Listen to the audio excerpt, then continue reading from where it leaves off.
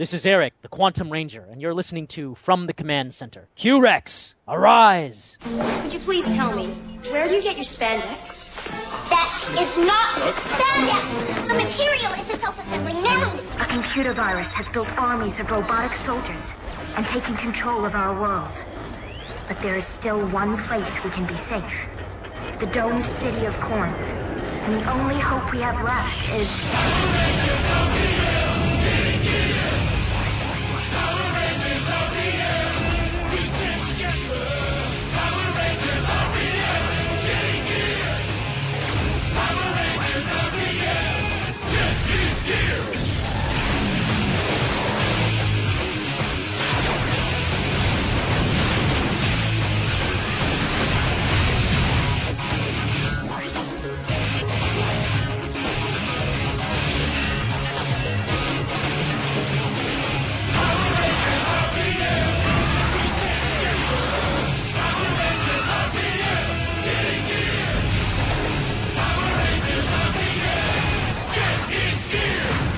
Welcome to a collaboration between the Geekcast Radio Network and the Pop Culture Network. This is From the Command Center, the podcast, episode 20. I'm your host, TFG and Mike, and joining me as always from PCN is Scotty Cash. Hello. What's up, buddy? What's going on? Same old, just a different day. Kind of happy that the holidays are over, although I've been dealing with sick children for the past 2 weeks on top of myself being sick, so I just can't catch a break. That's not cool. No, it's exhausting. Yes. But yeah, the holidays are over. We are going to be doing this episode, releasing it in January, and we'll also be getting around to doing Samurai in February.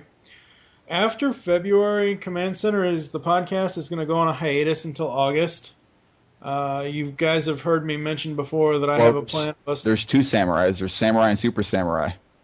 It's going to be one episode. That's it. It's one series. I don't care what How many episodes are there? Huh? How many episodes are there? Between the two of them, I think it's 40 or something. That's it? Yeah. Wow. I think. Let me look on Netflix really quick.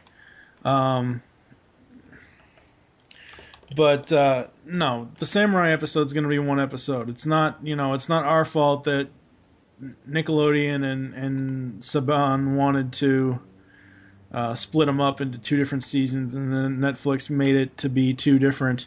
Okay, according to Netflix, episodes 1 through 20,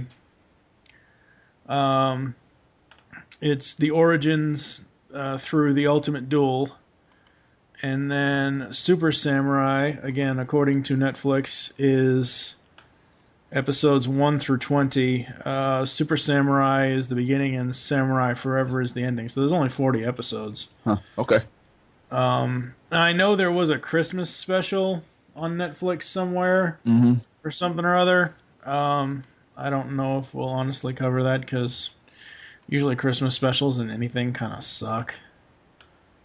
But we'll see what happens. But yeah, no, there's going to be this episode, and then episode 21 will be the overall Samurai episode, and then we're going to go on hiatus until August. And in August, we're going to come back with commentaries, and that should be very, very, very interesting and fun to relive, because I have a whole plan for, at least for the Mighty Morphin stuff, to line up.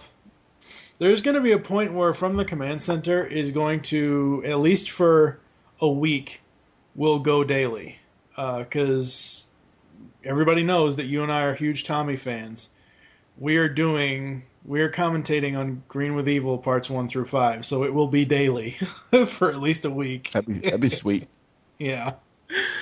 So the commentaries might take us 2 years. We don't know yet, because, as I've said before, I am not going to watch Megaforce as it airs in order to do a recap episode like what we've been doing with these episodes. I'm going to wait until it hits Netflix.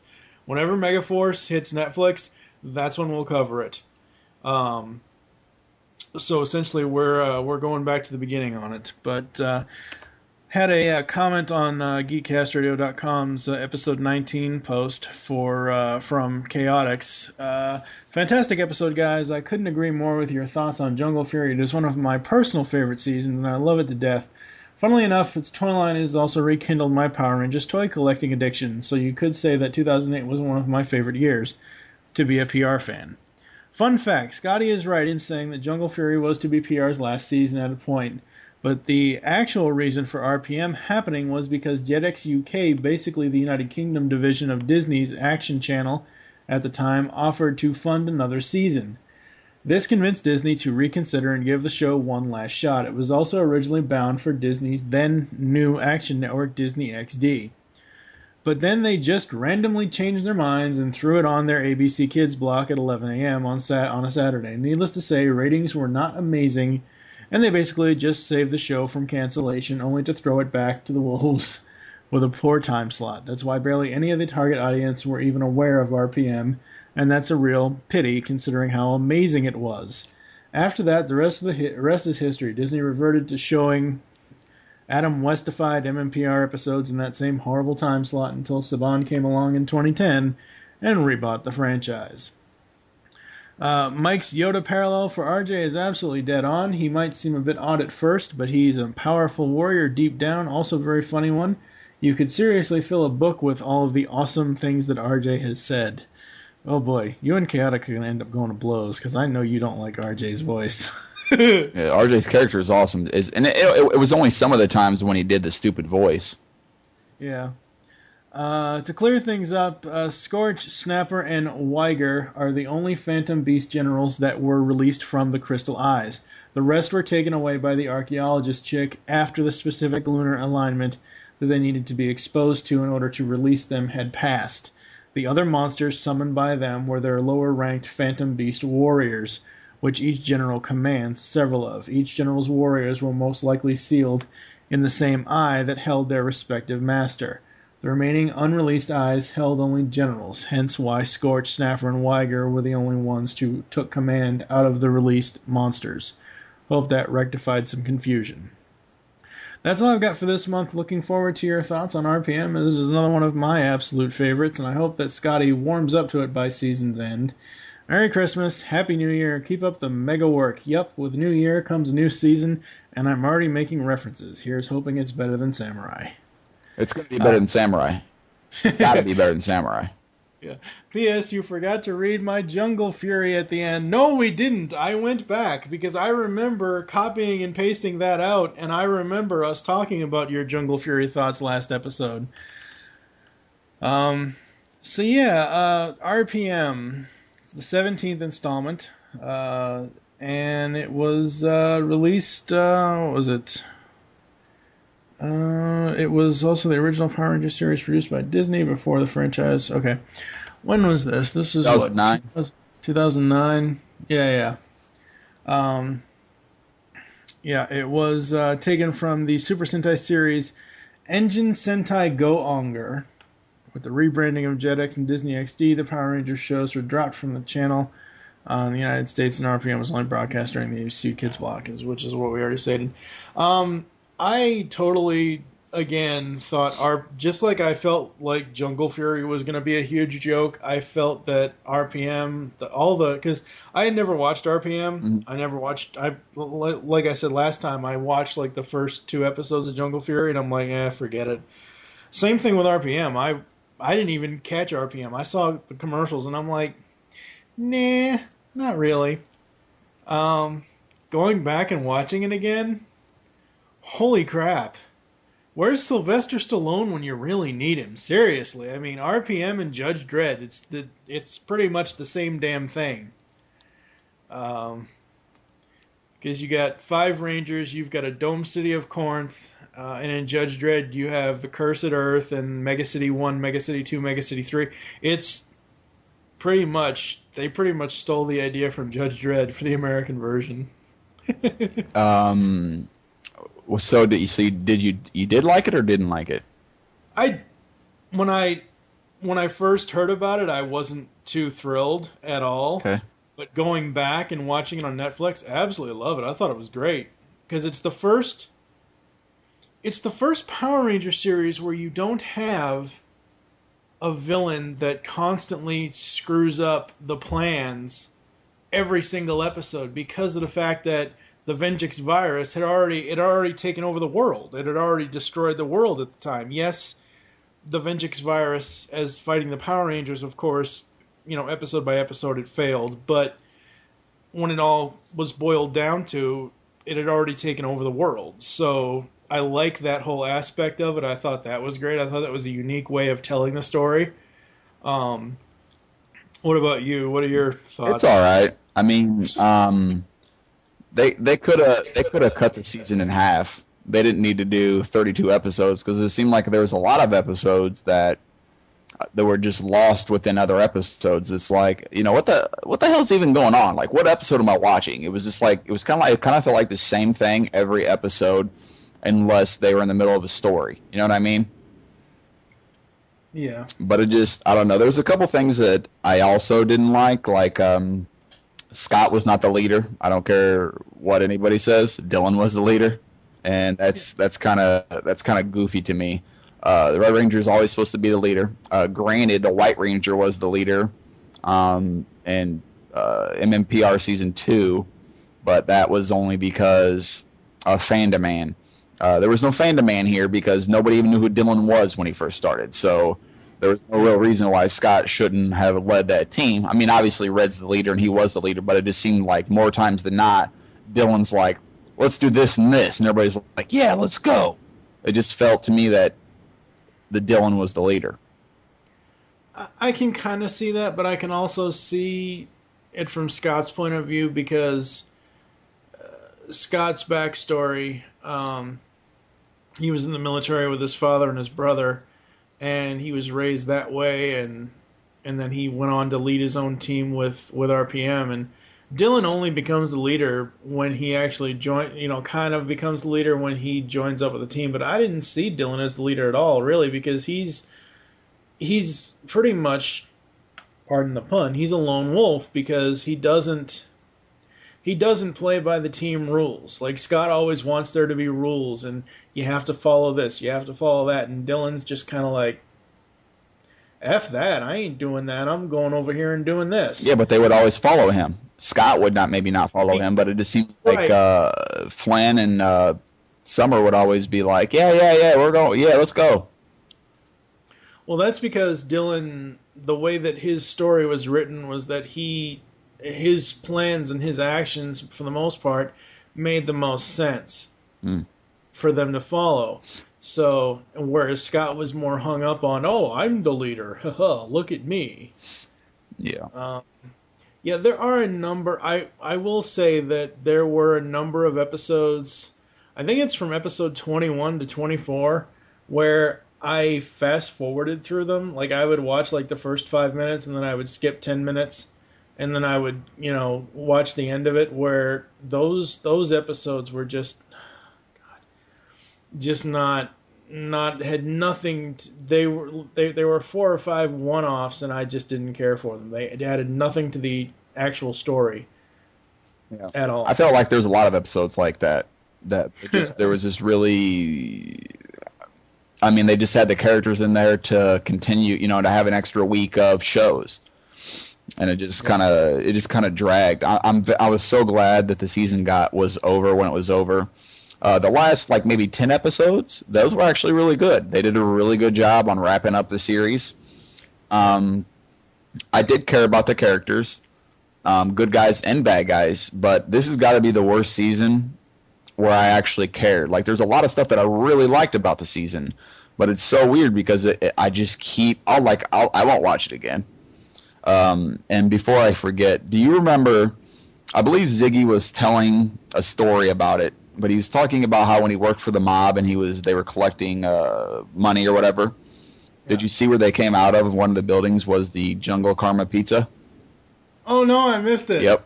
I can't remember what episode it was. It was early, but I want to say it was like the 4th or 5th episode, but Ziggy was talking about how he worked for the mob and how he was collecting money, and it showed him and a couple of guys like walking out of this pizza place like counting money, and it showed Jungle Karma Pizza Place like sign on the like where they walk out of, and I'm thinking, so the Power Rangers need protection in the future, or did RJ like sell the business or what? It's probably episode 4, Go for Green. That's one thing I liked about this season. The first 11 episodes of the series. They all, obviously the first episode is, the introduction to the series and figuring out what the hell happened and why the Earth is destroyed and everything else. The episode 2 and 3 are kind of like Dylan's episodes, and then you have episode 4, which is the Green Ranger. Episode 6, it's 2 different it's probably episode 6 that you're thinking of, that he tells the story, because there's 2 different Green Ranger episodes, because episode 4 is where he's looking for the Green Ranger, and then obviously Ranger Green is his. I like that they did the spotlight episodes on each character. I thought that was great. I thought that was a very interesting way to do it. Yeah, they didn't mess around. They had all 4 episodes, all 5 Rangers by the 4th episode. Yeah. And I believe it was episode 6. Yeah. It was episode 6, because I'm looking here at my notes, and it was episode 6. Yeah. But you have to go back and watch it so you could see it. Yeah. Yeah, well, I'll have to check that out. All right, so since you mentioned the characters, let's start with the Red Ranger. A year prior to the present day, Scott and his older brother Marcus, codenamed Eagle 2 and Eagle 1, respectively, were pilots in the Air Force's Eagle Squadron. Scott found himself often in his brother's shadow, as his father, Colonel Mason Truman, was both overprotective of Scott and put more faith in the older son. Both brothers fought in the original battle against Venjik's forces to secure Corinth. When Marcus was killed, when his fighter jet was shot down, Scott was chosen to be the Ranger Operator Series Red. What do you think of Scott? I liked Scott. Yeah, I liked him too. Yeah. Like I said, I mean, I really did care about all the characters. I mean, I was a fan. I was even a fan of Dr. K, and I really enjoyed everything, and it should have brought everything together, but it's just like, I don't know. It's just something's just missing for me. I just don't care. I think the 2 that have the most character, like as far as growth and as far as seeing where they came from to where they are, is Summer and Ziggy. But let's talk about Flynn first. Flynn's interesting. I don't think we've ever had a Scottish Ranger before. Nope, and I liked it. I liked it too. I thought it was kind of cool. I liked how he was a hero, how when he jumped on the bus or whatever to go back and get all the kids. Yeah. Or the people, I should say, not kids. Yeah. That was awesome. Summer was a rich and spoiled heiress, and then she had to obviously learn how to survive when she got stranded out in the cursed earth. So I like Summer. I think she's a good Yellow Ranger. What did you think of Summer? She was hot. Yeah. That always helps. Yes, that always helps. No, she did good, Yeah. No, she was. Yeah, she was awesome. Ziggy Grover. Oh, God, now I have to put a picture of Super Grover in the post. Mm-hmm. Ziggy Grover. Ziggy was the former and incompetent member of the Fresno Bob's Scorpion cartel, but angered all the cartels in the act of kindness. Ziggy is... Now, see, I thought this happened... I thought this was the character that was going to be in Jungle Fury, because somebody had mentioned to me a while ago, oh, they even pointed out, why do I have that? See that explosion back there. Ziggy's the character that pointed out the explosions, and hence why we have the explanation of the fact that the explosions are residual energy from the morphing sequence. So I kind of like that. I thought that was interesting. Yeah, that was actually awesome, because he at one time he asks Dr. K, and he's like, how come when I do that morphing thing it blows up? And then there was even a time where he used it to his advantage, because all the Rangers are kind of looking at him like, why is he morphing at us? and he was like, and he morphed, and the bots were in the background, and he blew up the bots. Yeah. That was awesome. I loved that. I'm glad they didn't do it all the time, but it was very entertaining. That was a very good episode where she was like, "Do you guys have any questions?" And he was like, well, what about this and what about that? That was a really good episode. Yeah. Ziggy's by far my favorite character. Yeah, I like Ziggy and Dylan the best out of the Rangers. At first, when I first seen it, Ziggy kind of reminded me of the old school Billy, where he kind of just bounced around and just kind of ducked and just kind of like fumbled through the fights. But Ziggy's character grew as a fighter, but his comedy is my kind of comedy. I loved some of the comedy that he was doing. I would much prefer a Ziggy comedy over Pie in the Face, Bulk and Skull every episode. Yeah, that gets old to me. That's not funny at all. And Ziggy's smart ass comments and facial expressions and stuff like that is what cracks me up. So I was definitely a Ziggy guy. Yeah. Dylan is the fifth and final Ranger. Fifth and final until the other. We'll get to that in a minute. Dylan is the Black Ranger. He is the strong, silent type. He is essentially the Tommy for this series, and what I mean by that is the way that his story is and how he is essentially Venjix programming, or he's got Venjix parts in him and stuff like that. So it's a takeoff on a Tommy Oliver type of story. I'm sorry. One thing about the Dylan storyline, it was so predictable. As soon as I saw it in IS7, I'm like, yeah, that's his sister. It's so obvious. Yeah. No, I like Dylan. What about you? Yeah, he was a good character. Yep. The only Rangers I cannot stand are Jem and Gemma. You talking about the Wonder Twins? Yeah. That's who they are, is the Wonder Twins from DC, from Super Friends. Yeah. Now, what I don't get about this is that they are fraternal twins. Now, I know that identical twins can finish each other's sentences, but I didn't think fraternal twins could. Nobody should be able to finish each other's sentences. That's ridiculous. Yeah, that's the most annoying thing about them, is that they finish each other's sentences, and it's just... they're like Tomox and Zammot from G.I. Joe. G.I. Joe, yeah. What I did like about them, though, is we finally have a Gold and Silver Ranger in one series. Yeah, I liked them. They were by far the worst Rangers, but, again, I liked all the Rangers, so that's not saying much, but I did like how they didn't really... they were like rebels, but not on purpose. They're just like, look, we're going to do whatever the hell we want. But not because we don't listen, it's just because we're idiots. So they were just kind of like, they didn't listen, they just always wanted to fight, let's just do this, let's just do that. But I thought it was, I liked them. Yeah.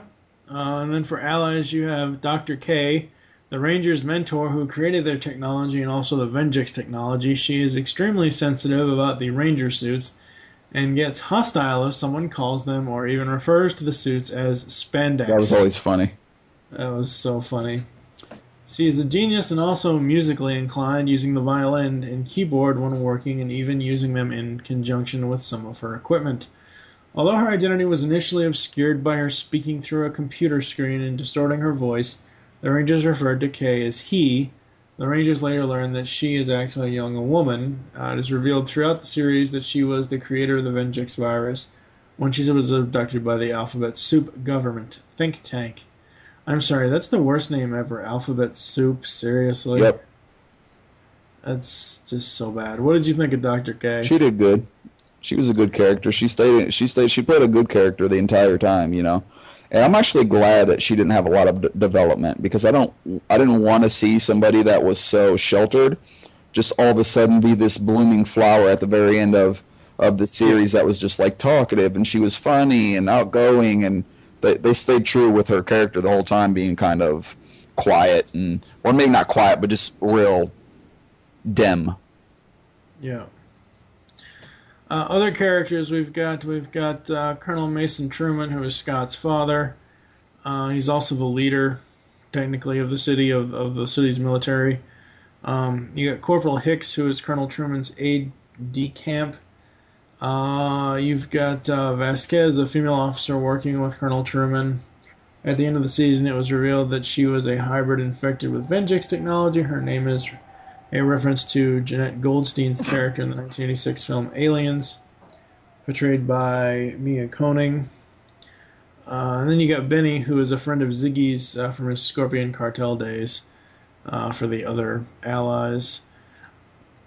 The main villain, the villains of RPM are led by the sentient computer virus Venjix, who uses humanoid generals in Tenaya 7 to take over the world and attack the city of Corinth. What did you think of the whole "it's a computer virus running the show" thing? I actually really liked it because it was just something completely different. Yeah. It wasn't just some villain trying to take over the world. It was a virus that's pretty much gone bad, created by the good people. Yeah. And now the good people that created the virus are trying to take out this virus. So it was definitely different, which was overall good. It was very, very, very cool. And then the other minor villains of the series, you've got the cartels, which they're essentially mob people. I mean, there's nothing really to them. It just makes me want to roll my eyes. Yeah. They were, I guess you kind of needed them for different storylines, but they were just like, I would just be like, yeah, shut up, go sit down, I don't care about you. They'd be like, oh, we're the mob. I'd be like, it doesn't matter, we live in a dome, I'll shoot you. Yeah. I'm not scared of you. You have like three henchmen. No. Yeah. And the Alphabet Soup government think tank, they abducted Dr. Key and other child prodigies such as Gem and Gemma to work on secret, complex scientific projects. I'm sorry, I don't see Alphabet Soup as a villain in this. Okay, yes, they are bad people, but like when I think of villains, I think of someone like. Well, they're still villains because they're the people that made her create the virus. Well, no. Yes, I agree with that. Yes, and that's fine. But like when I think of like villains in Power Rangers, I think of Ecliptor, I think of Darkonda, I think of Goldar, I think of like. Yeah, we don't really know what Alphabet Soup was going to use the virus for, so who knows why. They're definitely not good people, but I guess you wouldn't consider them villains. No, not really. All right, getting into the arsenal, you've got the engine cells, the power chips that plug into both the Rangers' weapons to power them, and the Zords to enlarge them. What did you think of the engine cells? I think I did like them. I mean, okay. I wasn't blown away by them, but I liked their morphers. I liked how they wore them. I liked how they had to like put them together pretty much like a key in order to morph. I didn't mind that at all. I liked how they used their morphers and their Zords. I don't want to get too far ahead here, but right. But overall the morphers were cool. I could have done without the shift morphers, the black and green morphers. They were just a little too much. They were a little too big. But yeah, the cell shift morpher. It almost reminds me of Zeo's morphers a little bit. The ones that the red, blue, and yellow Ranger use. Yeah. Because you mentioned it's kind of like keys. It almost reminds me of. The Zeomorphers are what you hit together. You're not really hitting these together. Oh, what am I? No, I'm thinking of Dino Thunder. Sorry. Oh, okay. I'm thinking of Tommy's Dino Thunder morpher. That's what I'm thinking of. The Rev Morpher, which is the wrist-worn device modeled after a gear shifter that Rangers Green and Black use to morph. They must also use insert green decaled silver engine cells. I like the Rev Morpher. They're alright. The Sky Shift Morpher, the Gun-like Morpher. Lame. That was lame. Stupid. Yeah, it was. The Nitro Blasters, the Rangers' sidearms powered by engine cells. They also have Nitro Sword mode. I liked it. I thought it was kind of cool. The wheel blasters, though, are lame. Yep. And I actually had that backwards. The cell shift morpher, the morphers I liked because they're the cell phone morphers that red and yellow used, but the rev morphers are the ones that I didn't really care about. Yeah. And I did like the episode that Ziggy was like trying to give out the green morpher, trying to find like a ranger for it. And yeah, it's episode 4, Go for Green. Yeah, he had to like just holding auditions. Yeah, and he had to put it on himself so they wouldn't get it. I kind of like that how that whole thing worked. Yeah, and everybody's like, "No, you can't do that," And they're like, "Look, you told me to protect it, dude. I was protecting it." Yeah. So I like that. But anyway, sorry. Go ahead. You've got the space-time manipulation. Each ranger, except for gold and silver, has the ability to manipulate electrons in their personal biosphere to bend space and time in unique ways, letting them perform powerful attacks. The burst attack was the Red Ranger attack. Time manipulation burst was Ranger Blue's. Energy blast was Ranger Yellow's. Teleportation was Ranger Green. Invincibility shield was Ranger Black. These are essentially civilian powers, but they use them in the Ranger suits. I don't know. They work all right, I guess, but I don't think any of them outside of the invincibility shield really added anything. Right. Like the teleport one with Ziggy, that was just a joke. Yeah. Because half the time you didn't know how to friggin' work the thing. Which I was entertained by, but I mean, again, like Blue can freeze time for 10 seconds. Why wouldn't you just use that all the time? Red Ranger can channel energy from his body for 3 seconds. Why wouldn't you just use that all the time? Yeah. It just doesn't make any sense of why. I mean, I know it would just be just as easy as just calling out the Megazord and just stomping on the bad guys. I understand it's just a TV show. I get that. But it's just like, I don't know, they just never ever used it like you said. Black Ranger's the only one that actually used it and for a decent purpose. Yes, yeah. Yes. You got the RPM Enforcer, the combination of the Road Blaster and the Turbo Plasma Launchers, which is also powered by engine cells. The RPM Enforcer, the cannon thing they have, again, throughout all of the series that we've covered, the cannons, to me, there's nothing unique about any of the cannons in the entire run of Power Rangers. They suck. They're stupid. It's just a... Not even a red herring. It's more of a MacGuffin to, oh, hey, we need to form this big cannon to fire at the little guy so he'll become big, and then we can go get in our Megazords. Yep. I mean, that's really all the cannons are for. They suck. Yeah, they suck. Let's see. So you got the Road Blaster, combination of the Street Saber, Turbo Cannon, and Zip Charger powered by engine cells. It's essentially the Red, Yellow, and Blue Rangers weapons put together. You get the Turbo Plasma Launcher, a combination of the Turbo Axe and the Rocket Blaster powered by engine cells. You've got the Turbo Axe, Turbo Axe Rocket Blaster, yeah. Sky Shift Blazer. Rangers Gold and Silver can each combine their Cloud Hatchet with their own morphers to form this weapon, which resembles a futuristic handgun powered by engine cells. By using a checkered decaled white engine cell inside the Skyrev Megazord or the RPM Ultrazord, they can use that Megazord's final attack. How big and stupid was the Blue Ranger's weapon? Yeah, that's ridiculous. Yeah, Turbo Cannon. It was ginormous. It was stupid, but I didn't mind the one you just talked about. The Sky Shift Blazer. It kind of looked like a spaceship, but it was a gun. Yeah, I didn't mind it. Would I go buy it? No, don't be ridiculous. But I definitely don't mind it. Yeah. And then you have Project Go-Onger, also known as the Ground Outdoor Operational Network General Purpose Explorational Rover. Project Go-Onger is the multi-terrain attack and surveillance vehicle which allows the Rangers to explore the wasteland outside of Corinth. It holds communications equipment, allowing the Rangers to keep in contact with Dr. K, and is also designed to allow the Rangers to use their arsenal well outside the operational range of the dome. I think it's cool that they reference the Sentai. I thought that was neat. Mm-hmm. But other than that, it's just a big, giant SUV. That's exactly what it is. It's a Winnebago. It's a space Winnebago. That's exactly. It's like the thing off of Spaceballs. Yeah. Yeah.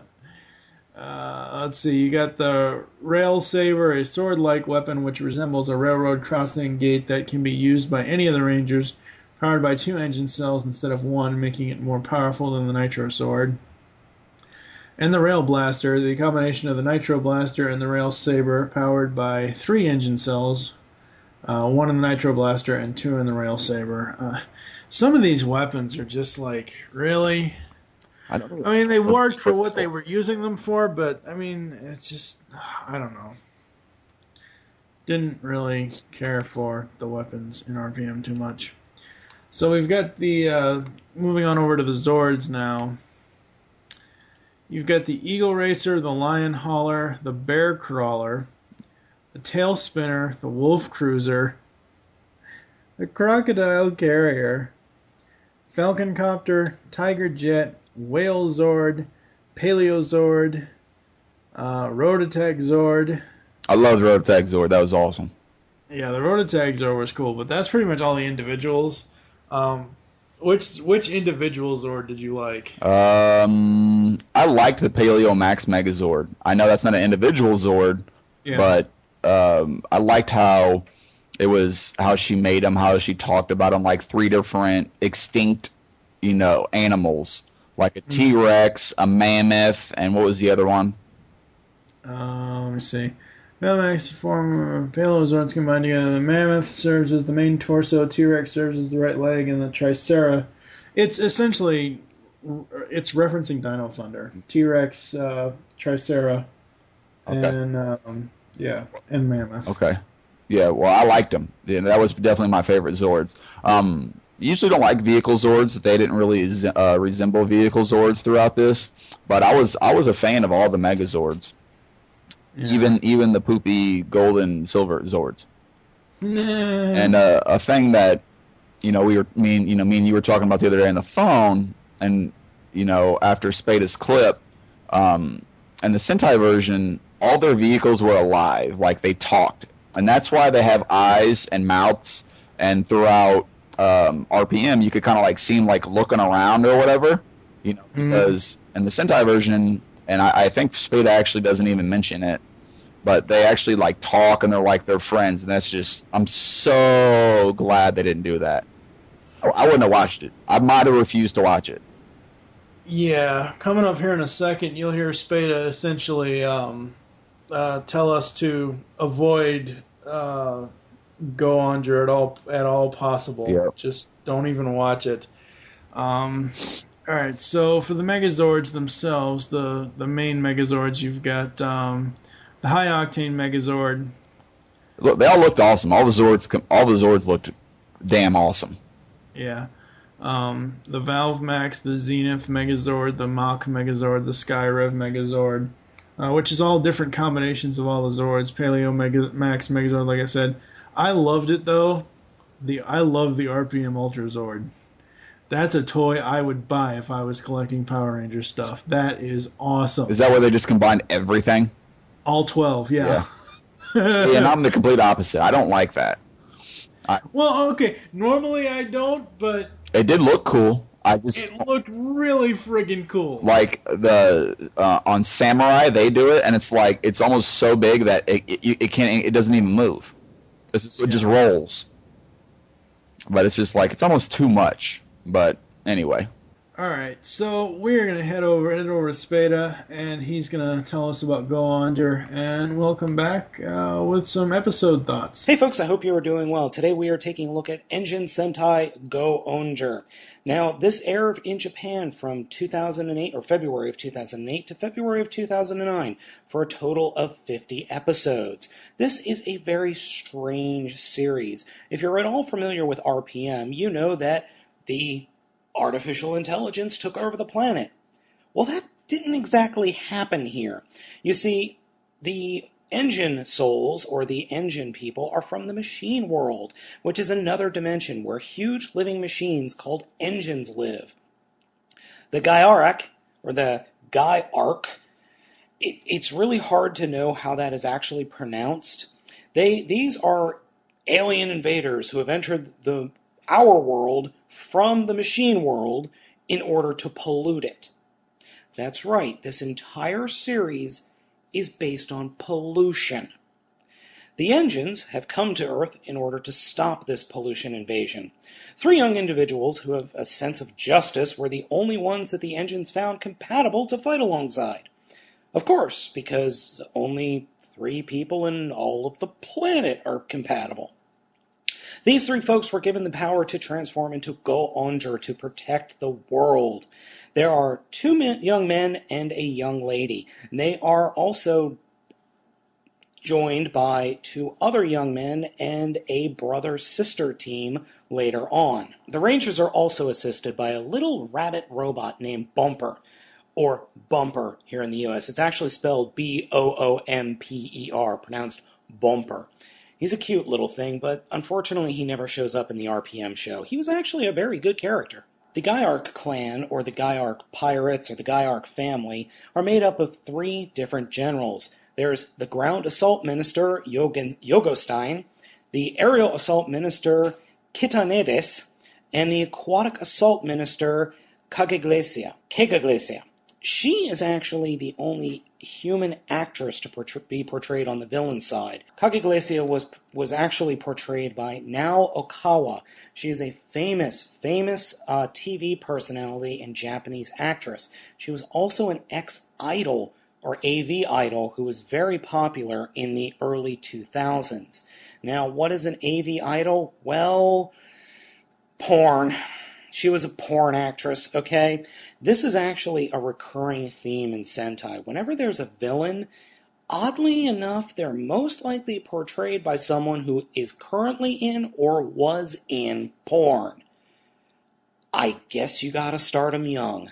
If you were to ask me what the overall plot of the series is, you ever seen Captain Planet and the Planeteers? Take that, wrap the Planeteers in brightly colored spandex, and give them giant robots. That's pretty much it. I mean, there's really not a whole lot else to the show. Now, that's not saying that there's anything bad with the show. It just really doesn't go anywhere. Towards the end, though, they start to talk about friendship and the concept of being buddies and partners to fight evil. It gets very, very heavy-handed. And then all of a sudden, the big bad guy who is Jorgenstein's father, or the big black geared guy from RPM, shows up and all hell breaks loose and they gotta beat him. Very anticlimactic ending, which I won't get into. All the weapons, all the suits, all the enemies, they're all pretty much the same, save for Kagaglesia, who was obviously a Japanese actress, so they had to replace her with an American actress for RPM. Now, this is one of those weird series where I've got to say the US version is significantly better than the Japanese version. That's because there's a plot in the US version. There's no plot here. Was there a plot in, I don't know, Captain Planet, as I said? Not really. So that's a big issue.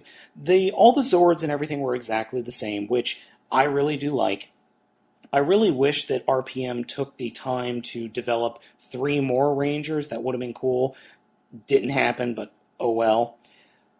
The other strange thing about this show is that there were not 1, not 2, but 3 different episodes with cross-dressing involved, where the male characters dressed as women. That's something you need to realize about Japan, and even England for that matter, is cross-dressing is seen as a high form of comedy. That's why you have so many gender-bending manga and anime, and you see it pop up in their television a lot, because they used to get British television. Not American, but British. So it was a high form of it's a high form of comedy in Britain. Look at Monty Python. Look at Hugh and Laurie. A lot of cross-dressing there. It's considered funny. I don't find it funny at all. In fact, it's just dumb. One last thing I forgot to mention is the Rangers all travel around in a Winnebago, for lack of a better terms. They travel around in an RV and live in it. But the RV is bigger on the inside than it is on the outside, which is, I think, a nod to Doctor Who. It's very, very strange because you walk into the RV and it's massive inside, but the outside is just the size of an RV. It's a little weird, but I like the idea or the concept of a mobile command center, quote unquote. Overall, Go Onger was just weird. The series took a sharp turn into comedy, sacrificing a significant plot line for running gags, character exaggerations, cross-dressing. It tried to be much lighter and softer than the average Super Sentai title. For many, this came off as polarizing, and in the wake of dark, story-heaven previous series, it didn't really resonate with fans. It didn't help that people weren't informed beforehand that the series was going to be a comedy. The included environmental message was also seen as practically preachy. Though it was mostly played for laughs at times, it just didn't come off right. That's not to say it wasn't bad. There are many moments that were generally funny, but it just missed the mark too many times for me to actually really recommend the series. If you're not a fan of Japanese media and media tropes, you're not going to get any of these jokes. The whole cross-dressing thing I keep coming back to because here in the U.S., we're just not used to that. That's not a joke we get. There are also other tropes and jokes that were thrown in there that if I told you, you wouldn't even understand them. It's just that weird. Yes, this series is supposed to be a comedy. I get that. But to me, it's just not funny. And to most of the American audience, it isn't funny. So I'm going to have to say pass on this one. Go watch RPM. It's much, much better. But if you do like all those weird tropes and Japanese comedy, give it a look. This has been Spade of the Bolt Matrix. You can catch me on Twitter at www.twitter.com/BaltMatrix. You can catch me on Facebook at www.facebook.com/BaltMatrixReviews. And you can even find me on YouTube's www.youtube.com/forward/BaltMatrix. I have reviewed all of the figures from this Super Sentai and the High Octane Megazord, though I'm currently looking for the other Megazords. If anybody's got them, let me know. And I'll catch you guys next time, and let's go back to the command center. This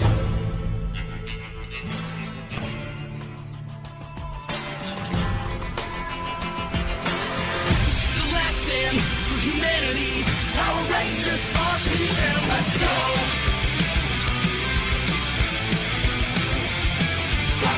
Getting late, need to get some rest. Bandage puts us to the test. Don't they know we're the best? Power Rangers, evil machines trying to destroy me and Corin City. Well, let me say, we're here to save humanity. Power Rangers, this is the last stand, and we'll do our best. We're here to save humanity. Power Rangers, you'll never break us. Power Rangers, RPM, let's go. Power Rangers, RPM, let's go. So, any thoughts on Spade's Sentai clip there, Scotty? I would agree with him, except for he said RPM's awesome. Or actually, he just said it's way better.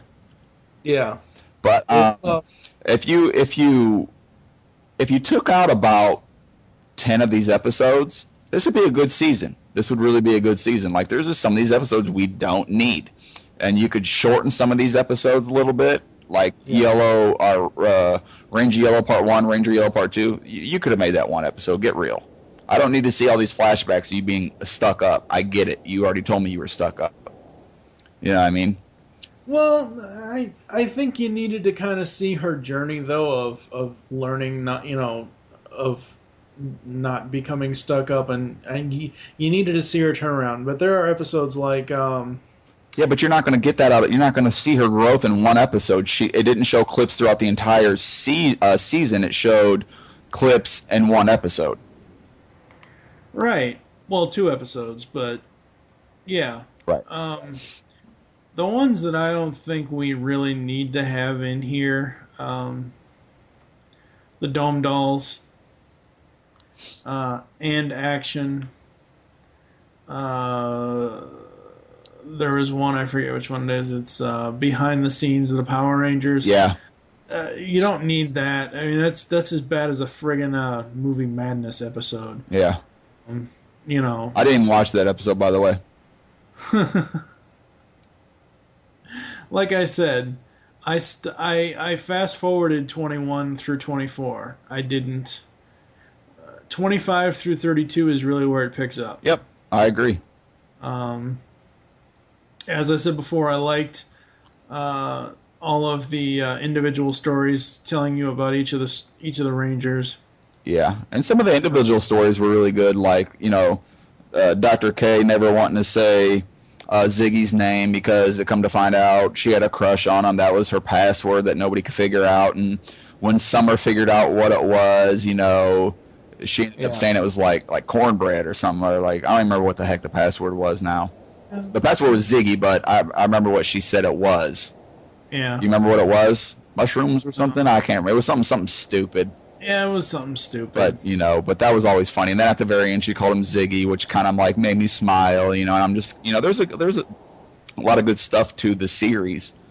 Yeah. Just, if we could have got rid of like 10 episodes, we'd be golden here. Yep. And I like how everything at the end kind of gets wrapped up in a nice little bow, and you see that they're each going to go on with their lives. I like that. Yep. I like that obviously Dylan gets his sister back. I think that's great. And the Morphers are there just in case. Yeah, but I can't help but think they were angling for a second season on this one because of what happens at the very end with the Morphers, where the red light blinks on all 5 of them. Uh-huh. Kind of meaning like, oh, did the Venjix virus get into the Morphers? So is the Venjix virus now on the morphing grid? So I couldn't help but think that when I saw those flash. Yeah, but I mean, that's kind of like, I think they did that for, you know, you use your imagination. Right. I don't think that was, I kind of feel it wasn't for a season 2. Because if, like, you know, like Chaotic said that this was all over the damn place with the time changing. And that was another thing also back then, that a lot of people didn't have DVR and stuff, so you couldn't just set a recording. You didn't know when a brand new episode was going to be on. So you actually had to, you had to really follow JetX, or you had to really follow Disney XD, and you had to really pay attention to catch these episodes. Yeah. But it was hard to do, you know, especially when they take that break in the middle of a season.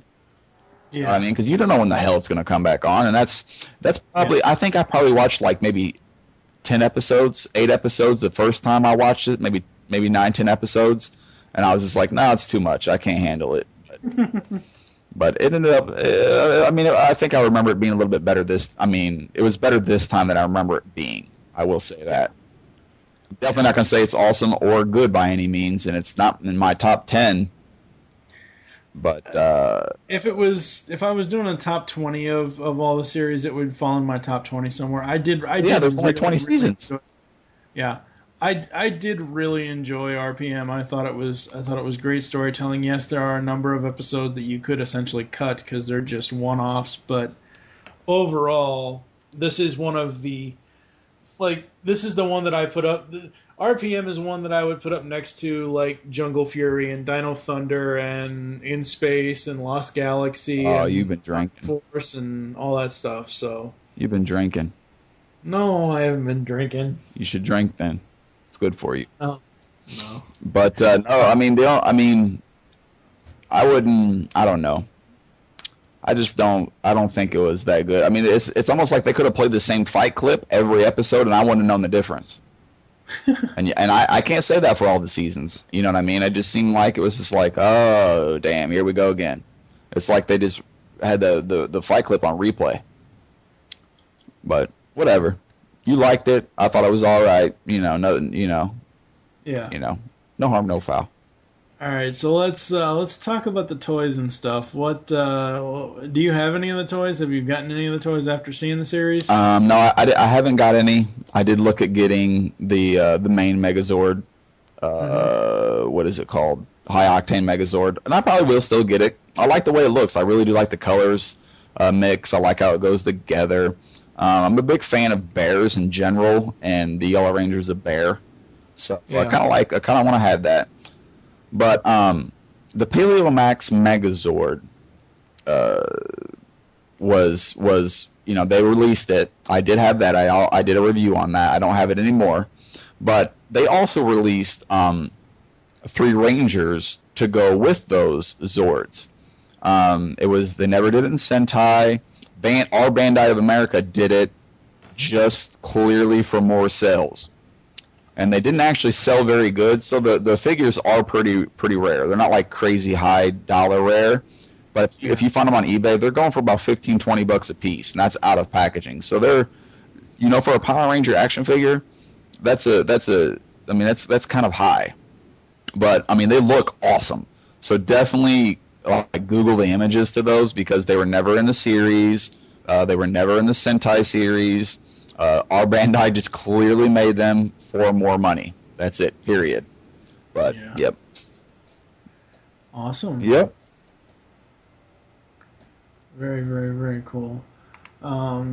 So that's pretty much going to do it for us. I will say that RPM... Like I said, I know you don't rank it as high as I do. And if I was going to rank it, like, say, in the top 20, it would probably fall somewhere around 13 or 14. I'm not saying it would be, like, in the top 10. Okay. You know what I mean? Yeah. I like it for the fact that it was something different, as we said, and I like it for the fact that you have... Okay, yes, Dylan is kind of a Tommy-like character, but... As far as all the other Rangers, they are completely different almost from everyone else that we've seen to this point. Especially Flynn. Flynn and Ziggy are... I mean, yes, Well, Ziggy, I guess if you're going to make a comparison for Ziggy, I guess Ziggy and Piggy. Piggy from SPD. Because Piggy was kind of like, oh, I'm a good guy. No, I'm a bad... So Ziggy was never a bad guy, though, because he even got kicked out of the bad guy's team for doing good guy stuff. He did, yes. I'm not saying Piggy was an overall bad guy. Neither was Ziggy. I mean, Ziggy just failed at it miserably. Right. So, yeah. All right, so we're going to go to a quick commercial break. You're going to hear some ads from both PCN and GCRN, and we'll come back with final thoughts and a note from Chaotix, and we'll be back after this. Hey guys, Dirt here. Every week a bunch of stuff happens in the toy industry. Some of it's really exciting. Some of it's a lot of fun and very interesting. Some of it's downright pathetic. But if you want to know what's going on in the toy world, then make sure you check out the News Desk every Saturday morning at thatnewtoysmell.com, part of the Pop Culture Network, where we're going to take a look at that wonderful world of toys, sometimes from a slightly skewed perspective. The News Desk, thatnewtoysmell.com, part of the Pop Culture Network. Kid? Yes? Shut up. Beyond the Night is the GCRN's latest review podcast. We are covering everything in the Knight Rider television universe, from the classic 80s TV series to the 1991 reunion film, Team Knight Rider, and the 2008 relaunch series as well. So join TFG and Mike and Dion the Music Man as they go in-depth in Beyond the Night, only on Geekcast Radio Network. You can find Beyond the Night in iTunes and on www.geekcastradio.com. Kid? Yes, Michael. Just keep driving.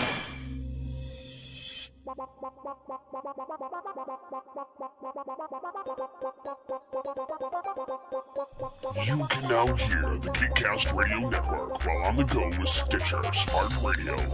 Stitcher is a free use and talk mobile app available for your smartphone. And when you download Stitcher to hear Geekcast Radio, you'll have a chance to win money. Downloading is quick and easy. Just find Stitcher in the App Store. During registration, hit the promo code BOX and enter Geekcast Radio, all one word, to get automatically entered to win $100. The latest episodes of the shows will be waiting for you in your favorites. You'll get access to lots of other amazing shows too. Always available to you on demand, no syncing. It's Stitcher Smart Radio. Don't forget to enter promo code Geekcast Radio when you register.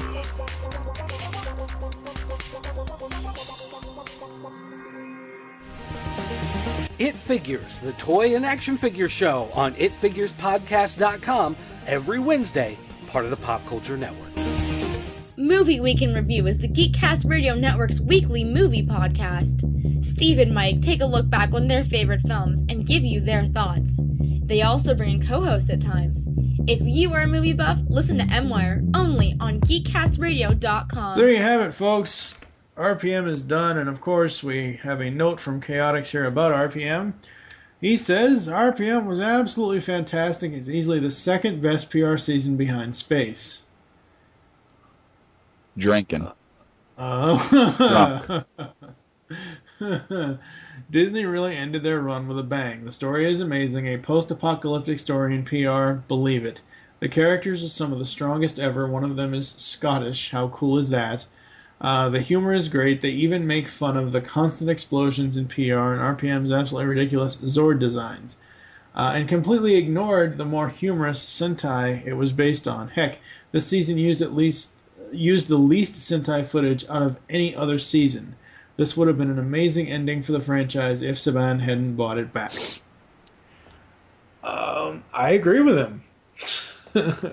I don't know about I would put this next. I don't know if I would align this with Space, and I mean I know that's his preference, but I don't know. We are most definitely once we finish the Samurai episode next month in February.